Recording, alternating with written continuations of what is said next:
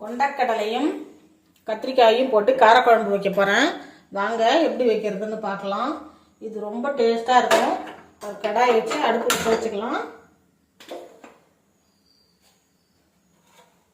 நல்லெண்ணெய் ஊற்றிக்கலாம். எப்பயும் வத்த குழம்பு காரக்குழம்பு இந்த மாதிரி வைக்கும்போது நல்லெண்ணெய் ஊற்றிக்கிங்க. குழம்பு நல்லா டேஸ்ட்டாக இருக்கும்.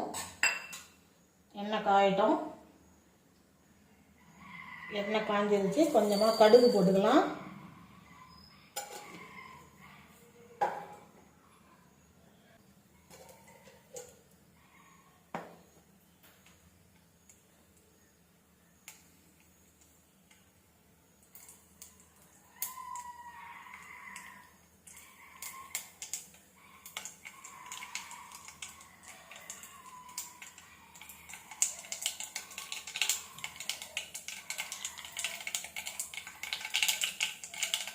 கடுகு வெடிச்சிட்டு இந்த அளவுக்கு வெந்தயம் போட்டுக்கலாம். அதே அளவுக்கு ஜீரகம் போட்டுக்கலாம். ஒரு 3 வரமிளகாய் போட்டுக்கலாம். ஒரு 100 கிராம் சின்ன வெங்காயம் எடுத்து வச்சுருக்கேன். அதை எடுத்து வச்சுக்கலாம்.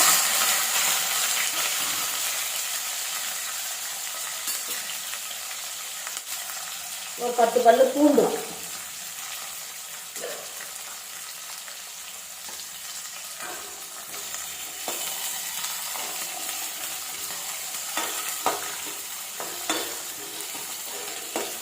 சின்ன வெங்காயம் சேர்த்தா குழம்பு கொஞ்சம் டேஸ்ட்டாக இருக்கும். உங்கள்கிட்ட இல்லைன்னா நீங்கள் பெரிய வெங்காயமே போட்டுக்குங்க.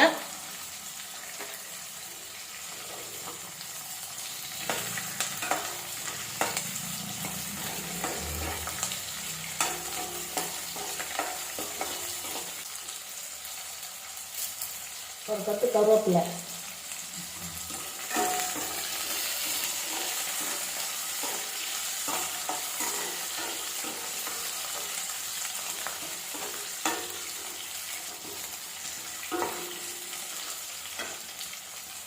வெங்காயம் வதங்கிடுச்சு. 2 பெரிய தக்காளி எடுத்து வச்சுருக்கேன். அதை இது கூட சேர்த்துக்குவேன்.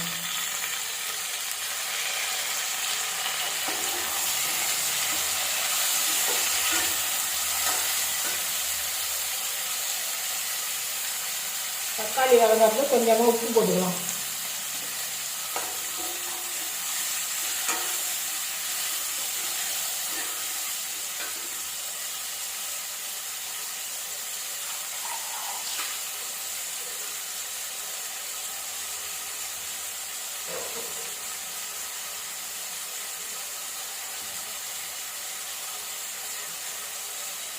ஒரு 1/4 கிலோ கத்திரிக்காய் எடுத்து வச்சுருக்கேன். அதை இது கூட சேர்த்துக்குவோம்.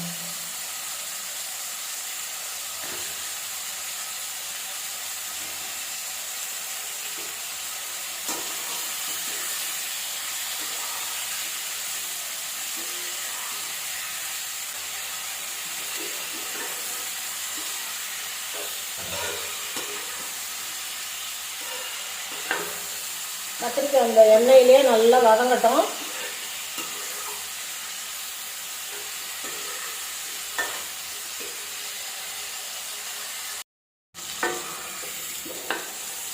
பாருங்கள், நல்ல வெங்காயம் தக்காளி இந்த கத்திரிக்காய் எல்லாம் நல்லா வதங்கி வந்துடுச்சு.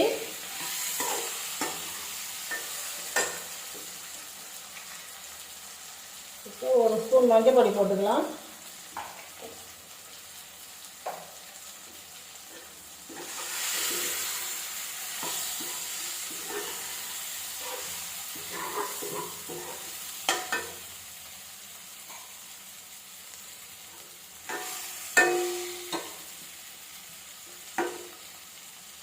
ஒரு 3 ஸ்பூன் மிளகாத்தூள் போட்டுக்கலாம். இது வீட்டில் அரைச்ச மிளகாத்தூள் எல்லாம் கலந்தது.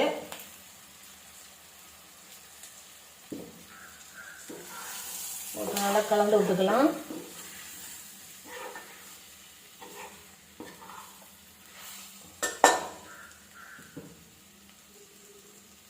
ஒரு எலுமிச்சம்பழம் சைஸு புளி எடுத்து கரைச்சி வச்சுருக்கேன். அதை இது கூட சேர்த்துக்குவோம்.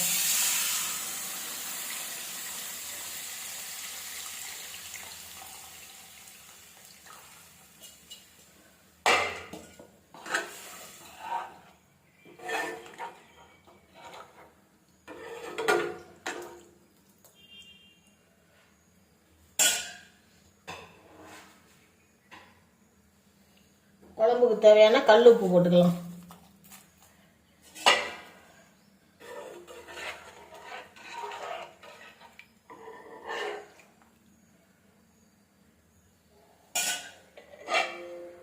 கொதிக்கிட்டோம், நல்லா மூடி வச்சிடலாம்.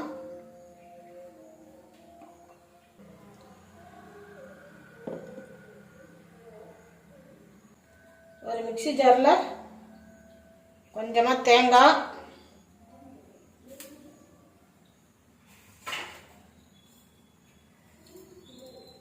ஒரு ஸ்பூன் சோம்பு போட்டுக்கலாம். போட்டு நைஸாக அரைச்சிக்கிட்டு வந்துடுறேன்.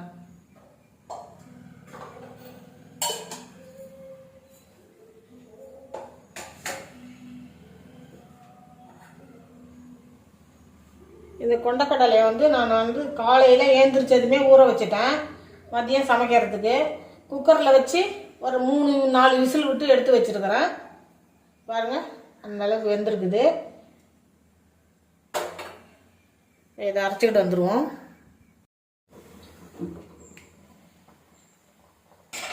குழம்பு நல்லா கொதிக்குது. இப்போ இந்த வேக வச்ச கொண்டக்கடலையை இது கூட சேர்த்துக்குவோம்.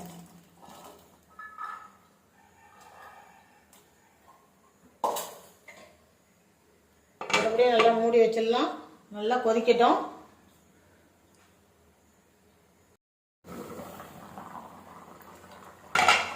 பாருங்க, நல்லா குழம்பு கொதிச்சிடுச்சு. இப்போ நம்ம அரைச்சி வச்சோம்ல தேங்காயும் சோம்பும், அதை இது கூட ஊற்றிக்குவோம்.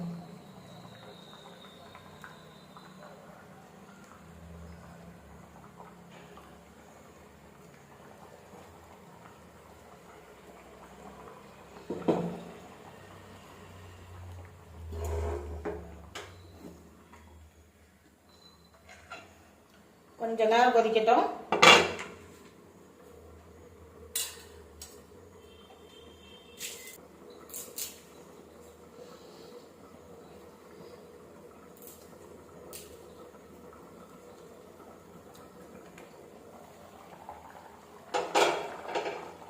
அவ்வளோதான்,